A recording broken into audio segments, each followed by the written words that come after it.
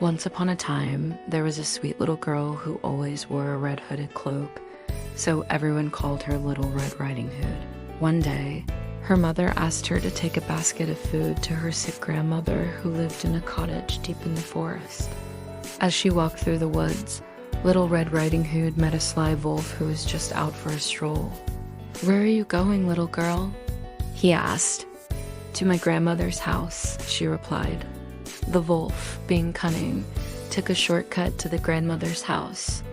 He knocked on the door, and when the grandmother answered, he swallowed her whole.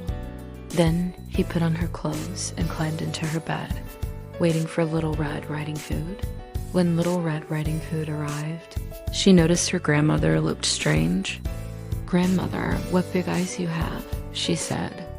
"All the better to see you with," the wolf replied. Little Red Riding Hood wasn't quite sure, but she still went to her grandmother's bedside and said, "Grandmother, what big ears you have.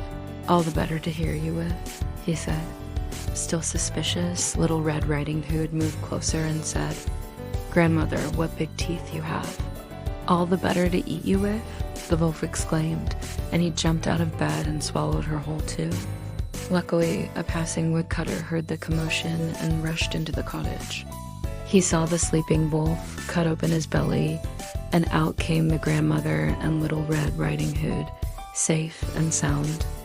They filled the wolf's belly with heavy stones. When the wolf woke up, he tried to run away, but the stones were so heavy that he collapsed and died. From that day on, Little Red Riding Hood promised never to talk to strangers in the forest again. And you, dear children, should also be careful when you encounter strangers, because some of them may be wolves in sheep's clothing, just like that sly wolf in this story. The end.